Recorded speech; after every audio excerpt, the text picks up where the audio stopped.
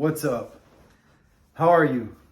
All right, 30 videos, 30 days, no edits, no stopping, no do-overs, just hit record and let's go. Post it up. So, let's talk about continuing education. So, talked about it a little bit yesterday and the need. And I said I would get a little more into my standards, my personal standards for continuing education as a coach and as a person, as someone who's trying to be as capable as possible, as much of an adept as possible. What are my personal standards? So here we go. First and foremost, I read a book a week minimum. No matter what, I read a book every single week, and I have for as long as I can remember. As long as I can remember, I've read a book a week. That's super important. That is a non-negotiable. You have 100% control over that. When you have any moment where you're not actively working on something, you can be reading and knocking out a couple chapters. So read one book a week. That is my personal standard for myself, what I expect of myself. Next, I want to take minimum one class a quarter from another instructor, another coach. Now that could be CPR, it could be driving, it could be any of the spokes in the wheel of being capable and being an asset. Any of those things. I want to take at least one class per quarter, and that's another thing that I have done for as long as I can remember. I can't remember a time in my life where I wasn't doing that. I've always taken as many classes as possible. Now, when I was in law enforcement, yeah, they're paying for it. So they're paying for my ammo, they're paying for my time, they're paying for my travel, they're paying for the class. Of course, yeah, man, I'll take every class I can get into, and I did. I got a stack of certificates, man. It's crazy how many classes I was able to take. But prior to law enforcement, I had to do that as a trainer for the International Sports Science Association. I had continuing education credits I had to accumulate over the time so that when it came time to recertify, I could submit those and say, hey, I've done my part. I've continued my education. I'm serious about my craft. Here's the evidence. Now, and that's also why I tell people, if you're going to take a class from somebody, ask them, hey, what was your last class? And if it's been a while, you might want to think about that. Because if they don't value their own education enough to invest in themselves, how much, yeah, I've got questions. So I value my own capabilities. I value my own training and how I want to be inspirational to the people that train with me, as well as aspirational. I want the people that come train with me, the people that see me in class, I want them to say, hey, I want to be like that. That's the kind of instructor I want to be if they want to be an instructor. And if they just want to be a more capable citizen, I want them to see that too. I want them to see me go through a course of fire or a TCCC drill or whatever. And I want them to go, hey, that's pretty cool. I want that level of capability. I want more than that. I want to be better than that guy. And also look at me. I want them to look at me and be like, hey, if that guy can do it, anybody can. So that's the other side of it. So a book a week, minimum. One class a quarter, minimum. Those things you have to do. I have to do those things. And then at least two classes a week in a martial arts.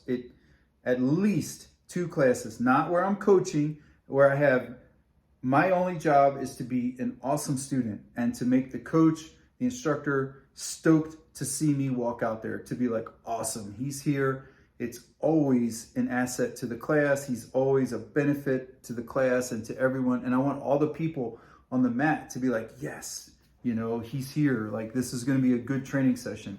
So I am doing my best to be part of building a strong culture. So one book a week, at least one class a quarter, and then every week, to classes where somebody else is teaching. I'm not teaching. It's my job to go there and be a good example of a coachable student, right? So, and then and that's not even to bring up like CPR, stop the bleed, AED, that kind of stuff. Like those certifications you should just have as an instructor. You should have a TCCC cert actually. And I don't say that because I have one. I say that because the knowledge that you get from that course is super important if you're running any kind of coursework that's centered around self-protection and becoming more capable. There is a good chance that someone could get injured, and you should probably have the skill set to handle those injuries. So that's my personal standard. Now, what is my standard for the people who answer to me, for coaches and people that are underneath of me as a program director? Same. I want a book a week. I want at least one class a quarter in a weekend format, like a 2-day class they have to go somewhere and take, a seminar, a workshop, all that. And then also I want them going to class minimum twice a week. I want them training as a student in front of the other students so they can see you setting the example. I want them doing that twice a week. Why is all that important? Because these are the things we ask of our students. These are the things that we demand of the people that come train with us. I'm asking somebody to take time and resources to travel wherever I'm at, to wherever I am, and train with me for 2 days or a day, whatever the case may be. Then I'm asking them to do that, but I can't do it. They never see me do it. What kind of example is that, man? That's shameful. That's a disgrace. You should be embarrassed. If your answer to the last time you took a class was more than a year ago, you should be ashamed of yourself. You're a joke, man. Like, I don't want to hear from you. Like, shut up and sit down. You're a clown, right? So you're not taking it serious. There's no way you're taking it serious. Not only are you not taking your role as a coach and an example, someone that they should aspire to be, someone you inspire them to try to be like, not only are you not taking that serious, but you're also not taking your own personal development serious. So I can't, why would I take you serious? So, and then finally, the last thing I do, and this I do not impose on the people that train with me, but I do it for myself. I am part of technically three online mastermind or coaching groups. So 3 places online where I am coached, I listen to coaching, I am advised. 2 are for business, and 1 is just coaching, just personal development. And I go there and I take notes, I attend weekly meetings, there's assignments, there's homework, there's all kinds of stuff that I do throughout the week. As well as right now, I'm also taking another ISSA, International Sports Science Association certification course to have another certificate, another course that I can offer, or even more important, knowledge. The whole course is based in some really cool psychology and some really cool interview methodology that's important for helping clients work through problem areas. And it's been a really positive experience for me, really cool. And as always, I'm never taking a class, a course, whether it's online or in person. I've never done any of that and walked away from it going, man, that was a waste of time. I've always learned something, even if it's what not to do, but it's always valuable, and you will find the value if you look for it. So that's my standards, personal and for others as well, people that work with me. That's what I hold them to, what I hold myself to. Actually, as you see, I hold myself to a little higher standard in that I'm also part of groups where I invest in myself. I pay to be there. I go to conferences. I go to workshops. I travel to go spend time with people in the mastermind groups that I'm in so that I can absorb and experience firsthand everything they're talking about so that I can be a better person for my people, but most of all for myself. All of this that I do, everything I do first and foremost is for myself. Because if I am a better person, if I am 100% of whatever I am capable of being, then I will be a better husband, a better father, a better brother, a better son, a better friend to all of my friends and all of my people. I'll be a better coach. I will be a better team leader. I will be everything that I am supposed to be at the highest possible level because I put myself and my development first and made it a priority. And then that allows me to help others grow. So I think that's about it. I think I covered it all as well as I could. I hope you guys get it. A lot of people talk about the gun industry, the training industry, and all these things. And I always just kind of laugh. And I'm not being an asshole, but industries have standards. Industries have continuing education requirements. Whether you're a massage therapist, a plumber, a nurse, a police officer, a firefighter, doesn't matter. If you are in a profession that has standards, real estate agent, you have to show proof of continuing education when it's time to recertify.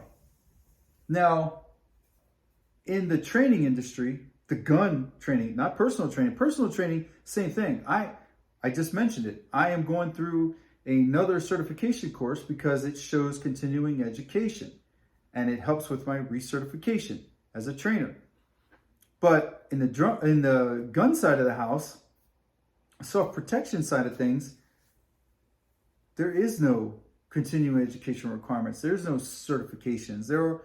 It's just you get your certification, you become an instructor, somebody, deems you worthy to be an instructor, and you can never take a class ever again and you'll still be an instructor.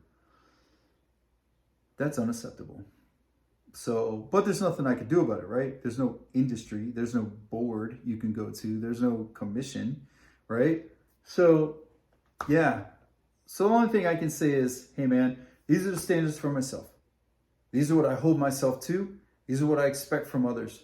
And if I talk to somebody and it's like, hey, when was your last class? Well, have you taken a class in the last couple of years? No. Have you taken a class in the last 5 years? No. I'm probably going to walk away. I'm not training with that dude or that gal. I have no desire to stand up. No desire. Like what? They don't invest in themselves. Why should I invest in them? Why should I invest time, which is more important than money? Why should I invest time with someone who doesn't value themselves enough to constantly search? I don't know if that makes sense or not, but it is what it is, man. All right, guys, I'll see you on the next one.